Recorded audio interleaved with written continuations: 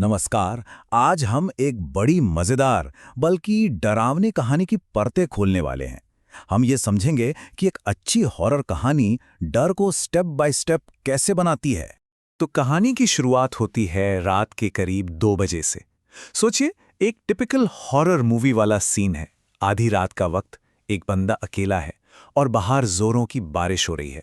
मतलब माहौल एकदम सेट है। अब यहां से डर बनाने का पहला स्टेज शुरू होता है। देखिए, हॉरर का सबसे पहला रूल क्या है? कोई नॉर्मल सी रोज की चीज उठाइए और उसमें कुछ अटपटा सा डाल दीजिए, बस जरा सा गड़बड़।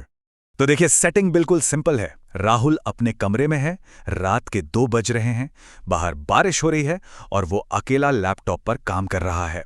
तभी उसे दिखता है कि बिजली कड़कने पर उसकी परछाई कुछ अजीब तरह से हिल रही है। और यही चीज कहानी को इतना रियल बना देती है।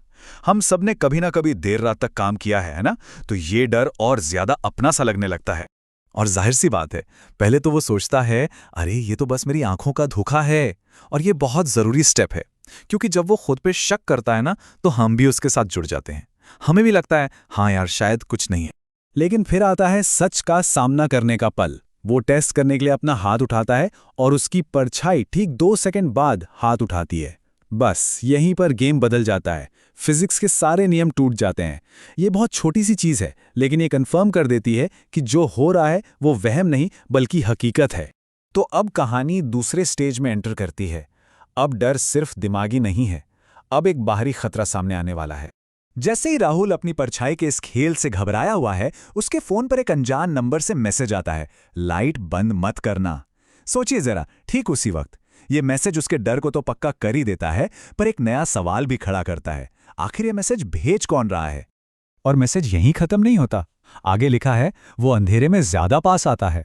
वाह, मतलब अब इस डर के कुछ नियम हैं। ये कोई अचानक होने वाली घटना नहीं है।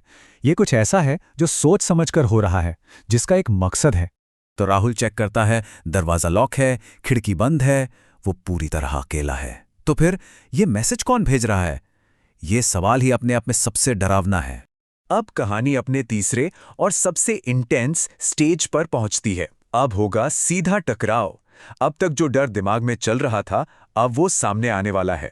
और होता क्या है? जाहिर है, बत्ती चली जाती है। जिस एक चीज से उसे मना किया गया था, वही हो गया। अब वो फंस चुका है उसी अंधेरे में, उसी खतरे के साथ। और अब वो देखता है कि उसकी परछाई धीरे धीरे उसकी तरफ चल रही थी। सोचिए वो खौफ।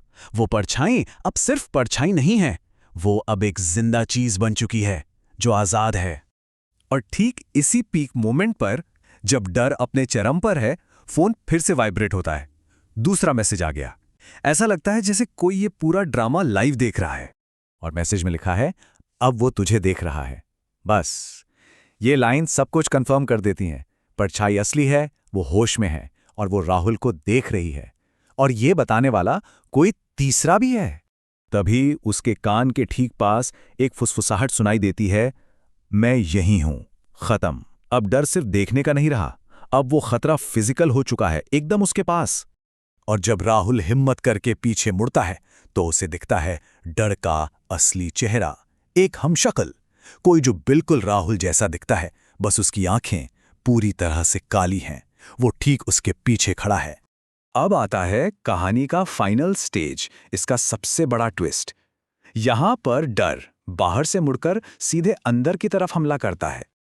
अचानक लाइट वापस आ जाती है और वो साया गायब। राहुल को लगता है, शुक्र है, शायद मैं पागल हो रहा हूं, ये सब मेरा वहम था। एक पल के लिए उसे सुकून मिलता है, लेकिन ये सुकून झूठा है। तभी उसकी नजर कमरे में लगे आईने पर पड़ती है। वो अपना अक्स देखता है, पर आईने में जो राहुल है वो हंस नहीं रहा। आईना यहां सिर्फ एक शीशा नहीं है, ये उस कहानी के सबसे भयानक सच का दरवाजा है। और फिर आईने में मौजूद वो अक्स बोलता है, अब तेरी बारी है बाहर आने की। और ये है कहानी का असली ट्विस्ट। असली खतरा वो परछाई नहीं थी, असली खतरा तो आईने के अंदर था, जो बस बाहर निकलने का सही मौका ढूंढ रहा था। तो अंजाम क्या हुआ? अदला बदली हो गई। आईने वाली चीज ने राहुल को अंदर खींच लिया और खुद बाहर आ गई। अगली सुबह जब पुलिस आती है तो कमरा खाली मिलता है।